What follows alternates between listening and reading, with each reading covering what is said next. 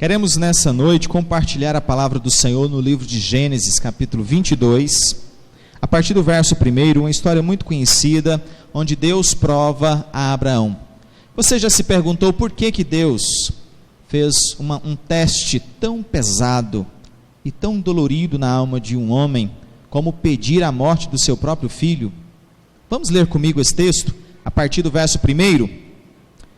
Depois dessas coisas, pôs Deus Abraão à prova e lhe disse: Abraão, este lhe respondeu: eis-me aqui. Acrescentou Deus: toma teu filho, teu único filho, Isaque, a quem amas, e vai-te à terra de Moriá, oferece-o ali em holocausto, sobre um dos montes que eu te mostrarei. Levantou-se, pois, Abraão de madrugada, e tendo preparado o seu jumento, tomou consigo 2 dos seus servos e a Isaque seu filho. Rachou lenha para o holocausto e foi para o lugar que Deus lhe havia indicado. Ao terceiro dia, erguendo Abraão os olhos, viu o lugar de longe. Então disse a seus servos: esperai aqui com o jumento, eu e o rapaz iremos até lá. Havendo adorado, voltaremos para junto de vós. Tomou Abraão a lenha do holocausto e o colocou sobre Isaque, seu filho.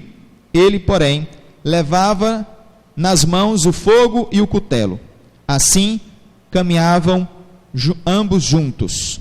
Quando Isaque disse a Abraão, seu pai: meu pai. Respondeu Abraão: eis-me aqui, meu filho. Perguntou-lhe Isaque: eis o fogo e a lenha, mas onde está o cordeiro para o holocausto?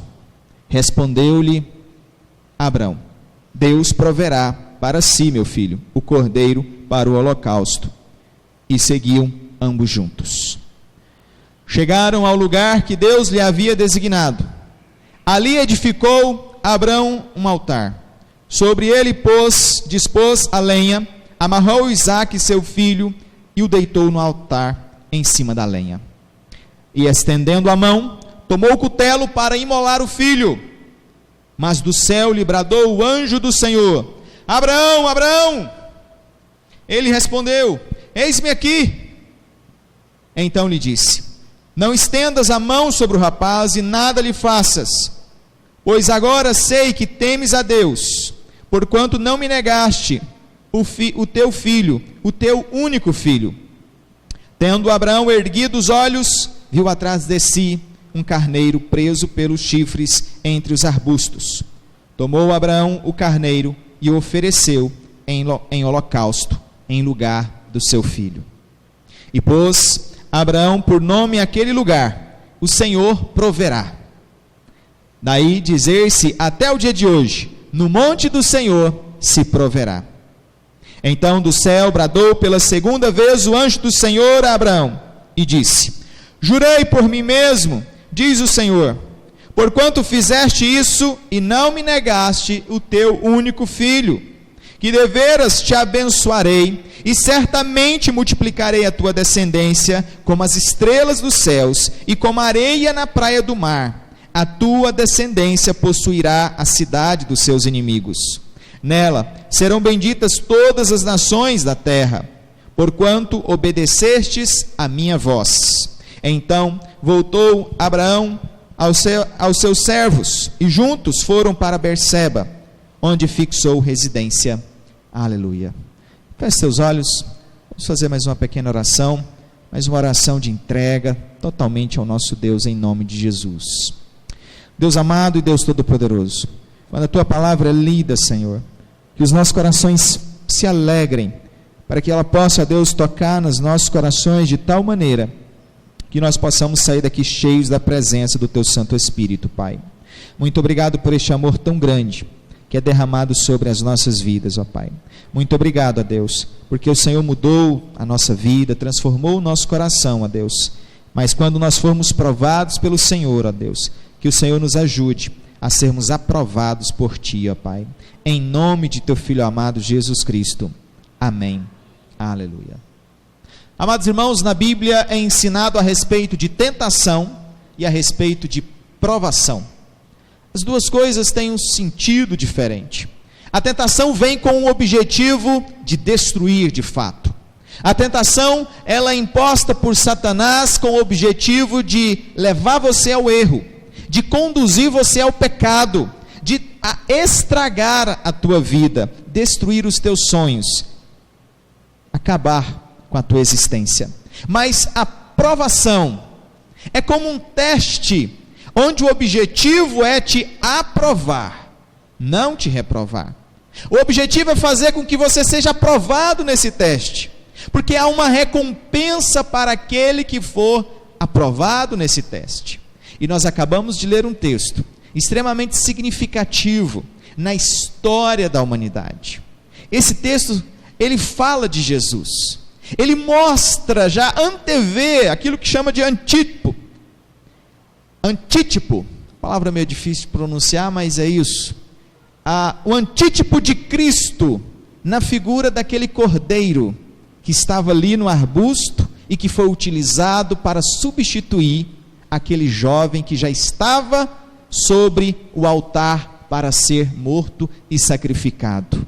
Aquele cordeiro simboliza aquele verdadeiro cordeiro que haveria de vir, que haveria de transformar a humanidade, e é por causa dele que nós estamos aqui, e é por causa dele que nós existimos.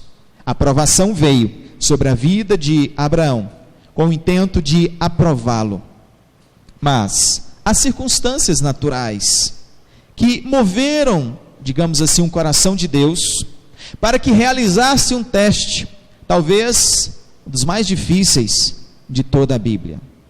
Nós temos também, como grande exemplo, Jó. Numa época onde não se conhecia a respeito da lei de Deus, ou aparentemente pela situação histórica, ainda o Antigo Testamento estava começando.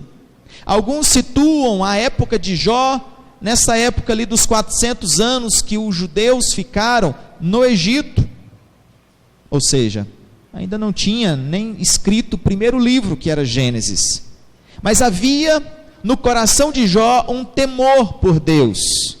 Ele conhecia a respeito, muito provavelmente, de Abraão, de Isaac, de Jacó.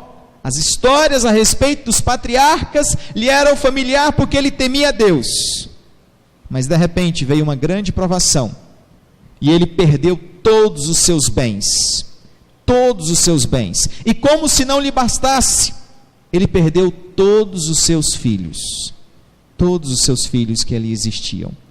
Mas ele não blasfemou contra Deus, ele não murmurou contra o Senhor, mas ele foi aprovado por Deus. No livro de Jó, o início dessa aprovação não é explicitamente especificado, mas no caso de Abraão, nós temos um motivo. Havia algo na vida de Abraão que precisava ser transformada. Havia algo dentro de Abraão que precisava ser mudado.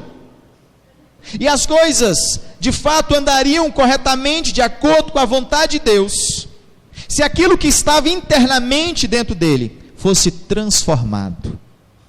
Por isso, meus queridos, o tema dessa noite é esse que aqui está. Ponha em ordem o seu mundo interior. Ponha em ordem o seu mundo interior. Você já pensou sobre aquilo que precisa ser mudado e transformado na sua vida? Eu creio que você já se acostumou com esses erros, com essas falhas. É possível que com o passar do tempo, você seja daqueles que digam assim: pau que nasce torto, morre torto, até a cinzas é torta. Não acreditando que de fato possa haver uma mudança. Mas o que nós vemos é um agir de Deus, fazendo com que aquilo que aparentemente não era possível mudar, se transforme, mude e se torne lindo e maravilhoso para a glória do Senhor. Seja transformado por Deus. Quando nós vamos olhar na vida de Abraão, algo na vida dele precisava mudar. Ele tinha um relacionamento, um compromisso com Deus. Deus o chama de profeta. Ele tem um relacionamento especial. Então ele não poderia mais continuar vivendo naquele erro, naquela falha. ele precisava ser transformado. Quando nós lemos no primeiro versículo do capítulo 22, há uma declaração clara que diz: depois destas coisas, pôs Deus à prova a Abraão. Que coisas são essas? Estas coisas começam lá no capítulo 20. Lá no capítulo 20, quando Abraão, ele vai para a terra dos filisteus, numa região chamada Gerar, e ali ele entra em contato com um dos reis daquela terra, chamado Abimeleque. E aí eu preciso que você leia comigo esse texto a partir do versículo 1 do capítulo 20. Partindo Abraão dali para a terra do Neguebe, habitou entre Cádiz e Sur e morou em Gerar. Disse Abraão de Sara, sua mulher: ela é minha irmã. Assim, pois, Abimeleque, rei de Gerar, mandou buscá-la. Deus, porém, veio a Abimeleque em sonhos de noite e lhe disse: vai ser punido de morte por causa da mulher que tomaste, porque ela tem marido. Ora, Abimeleque ainda não havia possuído. Por isso disse: Senhor, matarás até uma nação inocente? Não foi ele mesmo que me disse: é minha irmã. E ela também me disse: ele é meu irmão. Com sinceridade de coração e na minha inocência foi que eu fiz isso. Respondeu-lhe Deus em sonho: bem sei que na sinceridade do coração fizeste isso. Daí o ter impedido eu de pecares contra mim, e não te permiti que a tocasses. Agora, pois, restitui a mulher a seu marido, pois ele é profeta, e intercederá por ti e viverás. Se, porém, não lhe restaurares, sabe que certamente morrerás, tu e tudo o que é teu. Levantou-se Abimeleque de madrugada, chamou todos os seus servos e lhes contou todas estas coisas. E os homens ficaram muito atemorizados. Então chamou Abimeleque a Abraão e lhe disse: que é isso que fizestes? Em que pequei eu contra ti, para trazeres tamanho pecado sobre mim e sobre o meu reino? Tu me fizestes o que não se deve fazer. Disse mais Abimeleque a Abraão: que estava pensando para fazeres tal coisa? Respondeu-lhe Abraão: eu dizia comigo mesmo: certamente não há o temor de Deus neste lugar, e eles me matarão por causa de minha mulher. Por outro lado, ela de fato é também minha irmã, filha de meu pai, e não de minha mãe, e veio a ser minha mulher. Quando Deus me fez andar errante da casa de meu pai, eu lhe disse a ela: este favor me farás. Em todo lugar em que entrarmos, dirás a meu respeito: ele é meu irmão. Então Abimeleque tomou ovelhas e bois, e servos e servas, e os deu a Abraão, e lhe restituiu Sara, sua mulher. Disse Abimeleque: a minha terra estará diante de ti, habita onde melhor te parecer. E a Sara disse: dei 1000 siclos de prata a teu irmão, será isto compensação por tudo quanto se deu contigo, e perante todos estás justificada. E orando Abraão, sarou Deus a Abimeleque, sua mulher e suas servas, de sorte que elas pudessem ter filhos, porque o Senhor havia tornado estéreis todas as mulheres da casa de Abimeleque, por causa de Sara, mulher de Abraão. Amados irmãos, nesse último verso nós vemos o peso daquilo que Abraão havia feito. Por causa do erro de Abraão, Deus havia tornado estéril a esposa de Abimeleque e todas as servas da casa de Abimeleque, para que não pudessem ter filhos. E qual foi esse grande pecado que ele cometeu? De ter mentido. Ele inventou uma mentira estratégica. O negócio é o seguinte, Sara: nós somos meio irmão mesmo, então a gente não vai estar assim, mentindo, né? Vamos dizer o seguinte: onde nós chegarmos nessa terra que a gente não conhece, para todos os efeitos você é minha irmã, nós não somos casados, porque se eles vendo a tua beleza, como que você é uma mulher bonita, eles vão me matar para ficar contigo, Sara. E com essa lógica, ele primeiramente entrou no Egito, e fez desta mesma forma para o faraó, de tal maneira quando o faraó já estava para levar a esposa de Abraão para a cama, Deus o interrompeu e diz: não faça isso, porque ela é casada.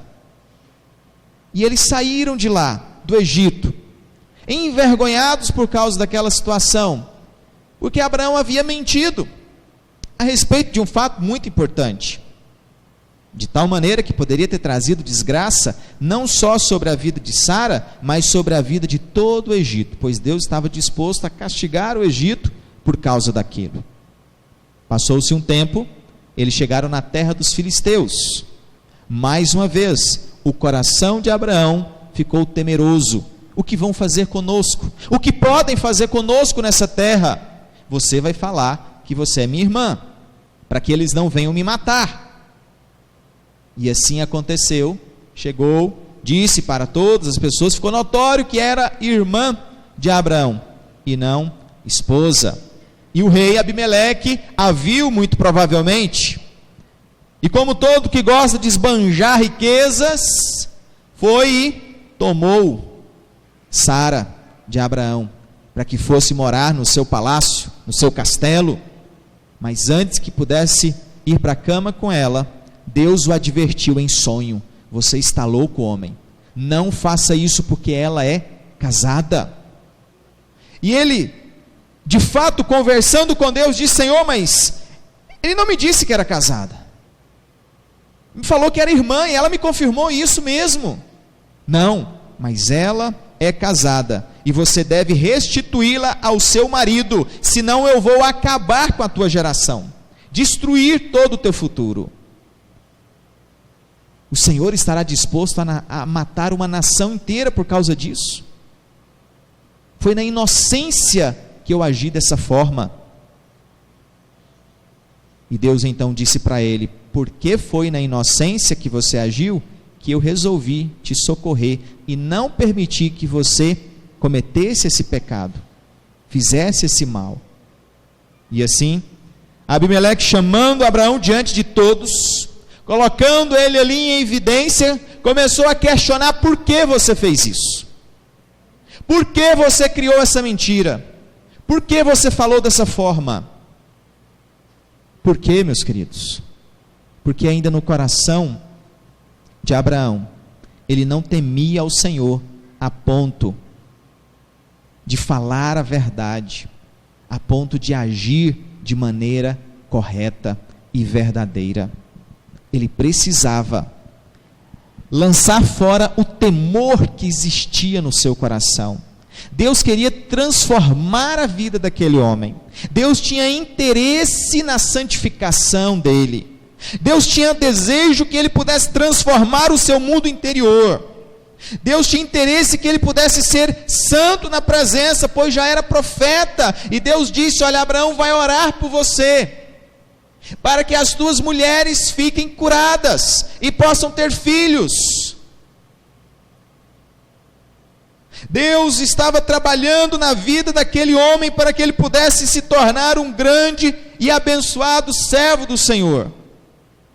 Com o seu filho pequeno, já por volta de 100 e poucos anos de idade, lembrando que após isso ele viveu mais ou menos aí uns 70 anos a mais, depois desse fato. Então, Abraão tinha muito ainda para viver, e Deus queria que ele vivesse em santidade. Deus queria que ele vivesse em temor do Senhor, e não continuasse a peregrinando por todas aquelas terras, e aonde ele chegasse, ele envergonhasse o nome do Senhor daquela forma. Foi então que veio a provação, talvez uma das maiores de toda a Bíblia, e na vida de Abraão a maior com certeza. Deus chega para ele e diz: Abraão, eu quero o teu filho. Você ama sua esposa, não é verdade? Eu sei que você ama mais ainda o seu filho, pois é ele que eu quero, é para você sacrificá-lo. Talvez nós pudéssemos pensar, mas Abraão podia ter questionado com Deus, fala, Senhor, mas o Senhor não faz isso, o Senhor não é de realizar estas coisas. Mas lembrando aqui, meus irmãos, que estava ainda, Abraão era o primeiro dos judeus, começando a nação judaica, e que havia sim, ao redor, a possibilidade de nações que realizassem sacrifícios humanos para os seus próprios deuses, e que de repente Deus chega e diz, eu quero que você ofereça em sacrifício o teu filho. E agora? Ele vivia num povo que podia sim realizar esses sacrifícios. Na história há descrições de sacrifícios humanos. E agora? O que eu faço? Obedeço ou não obedeço? Eu creio que naquela noite ele não dormiu. Sabe o que é passar a noite em claro? Talvez orando e pedindo, dizendo, Senhor, o que está acontecendo? Esse filho veio com tanta dificuldade, Sara já está tão idosa. O que o Senhor quer da minha vida? Naquele momento ele estava sendo provado, meus irmãos. Sabe aquela incerteza que entra no teu coração e você se pergunta, mas por que, Senhor, essas coisas estão acontecendo comigo? Por que, Senhor, desta forma? Por que, Senhor, fizeram isso? Por que, Senhor, falaram isso? Por que, Senhor, determinadas coisas não aconteceram? E só havia aquele momento para acontecer e não veio.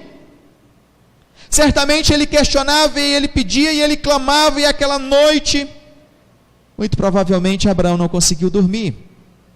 Mas, pela manhã, levantou-se de madrugada, porque sem conseguir dormir, já foi logo chamando a todos os seus servos, preparando o seu animal, e tomou consigo a 2 dos seus servos, talvez aqueles que mais vivenciassem com ele, mais intimidade tivessem, e foram caminhando em direção à terra de Moriá. Lá Deus iria indicar o local onde seria o sacrifício. E foi uma caminhada longa, 3 dias. No 3º dia eles chegam. Imagine as brincadeiras que Isaac fosse fazendo durante o caminho, e brincava, e contava, e corria, e pulava, e cada vez que Abraão olhava para o seu filho e pensava, será que ele vai voltar? Será que eu vou conseguir voltar com ele? Como será? Ali estava um homem que estava diante de uma grande batalha consigo mesmo, mas aquela caminhada serviu para que ele também pudesse ter plena convicção. Deus falou, e agora está na hora de obedecer verdadeiramente. Deus pediu, e eu preciso entregar aquilo que é mais importante de toda a minha vida. E quando eles estavam sozinhos, já chegando perto do local, os servos já haviam ficado para trás, o filho pergunta, Isaac pergunta, pai, mas me explica aí, cadê o cordeiro? Já está aqui o cutelo, a lenha.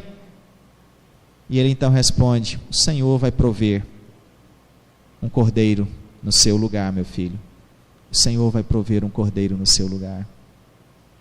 E então eles chegam, colocam, prepara ali o altar, coloca a lenha e coloca Isaac em cima daquela lenha, e o texto não declara em momento algum a voz de Isaac. O texto não fala se Isaac perguntava a Deus, ou melhor, pai, o Senhor vai me matar mesmo? Pai, eu não quero morrer. Pai, não faça isso comigo.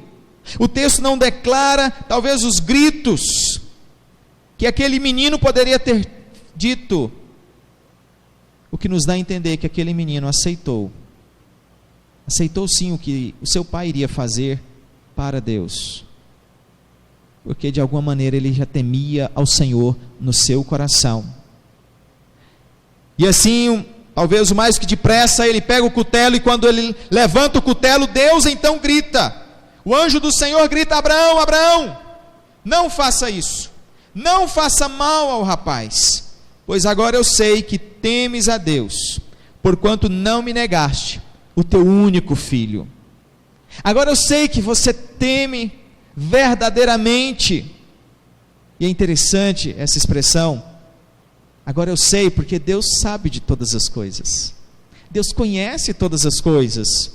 Deus não precisa fazer a gente passar por uma situação para saber se nós iríamos passar de fato.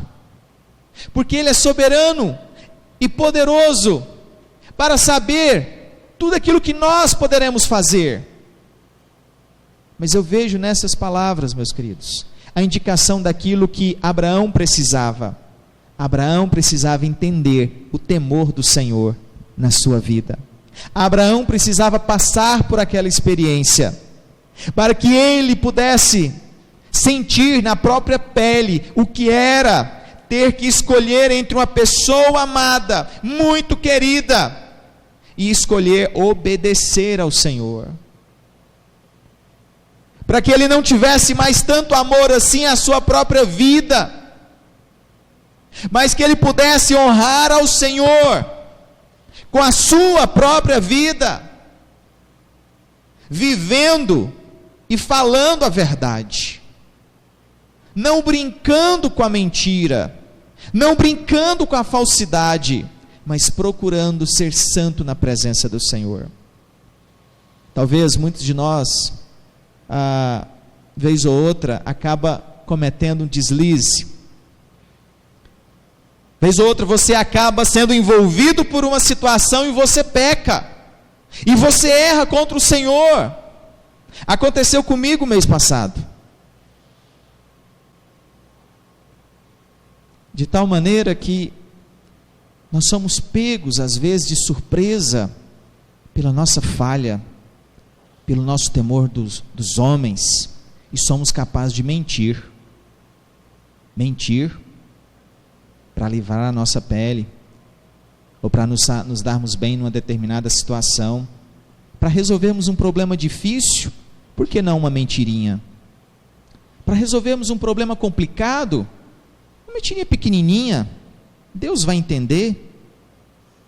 Mas não, meus queridos, nem mesmo uma mentirinha pequenininha Deus vai entender. Deus é justo, e não existe pecadão nem pecadinho, é pecado. Como que você tem agido diante das tentações que Deus coloca? Espero que você possa se arrepender dos seus pecados, como eu me arrependi do meu, de ter cometido aquela falha. Espero que você possa olhar para Deus e dizer: Deus, trabalha no meu coração, me ajuda para que eu não cometa as mesmas falhas que Abraão cometeu, para que eu não tenha combinado com ninguém uma mentira, para que eu não dê um jeito na situação de forma ilegal e injusta, para que eu consiga verdadeiramente viver em santidade diante do Senhor, de tal maneira que eu possa honrar ao Senhor com a minha vida, vivendo essa santidade todos os dias que o Senhor me der. E eu quero te desafiar nesse instante a pensar na tua vida, no teu coração, na tua vivência, as coisas que têm acontecido contigo. Por que têm acontecido? Será que não são coisas lá no teu mundo interior que precisam ser transformadas e mudadas? Será que Deus não está gritando para você o que você deve fazer, e você está até agora surdo, incapaz de ouvir a voz de Deus? Como está o teu coração, meu querido? Como que você tem tratado a Deus? Que lugar Ele ocupa na tua vida? Será que Ele tem um lugar mais importante da tua vida? Ou Ele é apenas um acessório? Ou Ele é apenas alguém que você clama quando você está precisando de ajuda? Como que você está usando Deus? Ou agindo diante do Senhor? Não se engane. Não se engane. Viva em retidão diante do Senhor. Não podemos falhar. Precisamos aprender a temer a Deus, que nos olha que realmente faz com que nós possamos reconhecer as nossas falhas, os nossos erros, e contar com a misericórdia do Senhor, como Ele agiu ali com Abraão.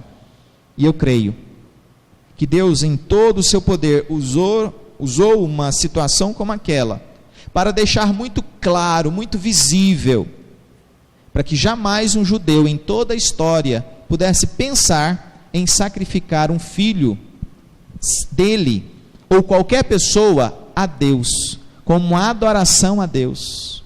É como se logo no começo da religião judaica, da religião cristã, Deus deixasse muito claro para toda a história que Ele não quer jamais sacrifícios humanos daquela forma, porque naquela cultura, principalmente posterior, alguns anos posterior, havia religiões que sacrificavam crianças aos seus deuses. Deus deixou claro para os judeus, isso jamais, e mostrou ali na figura daquele cordeiro, que um dia o verdadeiro cordeiro viria, Jesus Cristo, iria nos substituir, para que nós pudéssemos ter vida, para que nós pudéssemos um dia entrar no reino dos céus. Isso é para você, isso é para mim hoje. O Cordeiro de Deus é a nossa salvação. Que você possa conhecer mais ao Senhor, entregar mais a sua vida ao Senhor, deleitar-se nos seus planos e viver intensamente a vontade de Deus. Feche os seus olhos. Se essa palavra falou ao teu coração nesse instante, que você ore comigo, clamando ao Senhor o perdão e a misericórdia do Senhor, para que a tua vida seja uma vida de santidade. Se você pecou, peça perdão a Deus e abandone aquele pecado. Policie o teu coração para não tornar a cometer esse mesmo pecado, em nome de Jesus. Deus amado e Deus todo-poderoso, Pai, muito obrigado pela tua misericórdia sobre as nossas vidas, Pai. Muito obrigado por este amor santo a Deus, que faz com que o Senhor nos coloque em situações que exija de nós uma vida de santidade, uma decisão correta, uma atitude correta, para que possamos honrar o teu nome e assim sermos aprovados pelo Senhor, e assim honrarmos verdadeiramente a Jesus Cristo, que morreu naquela cruz por nós, para que nós não vivamos mais no pecado, para que nós não tenhamos mais os nossos prazeres como Senhor da nossa vida, o dinheiro como Senhor da nossa vida, o orgulho como Senhor da nossa vida, mas que tenhamos Cristo Jesus como Senhor da nossa vida. Muito obrigado, Deus. Tu és um Deus santo, justo e bom. Tem misericórdia de nós e nos ajude para que possamos te amar cada vez mais. É a nossa oração que nós fazemos em nome de teu Filho amado Jesus Cristo, porque Ele vive e reina pelos séculos dos séculos. Bendito seja o teu nome. Hoje para todos sempre nós oramos. Amém. Aleluia. Louvado seja o nome do Senhor, meus irmãos.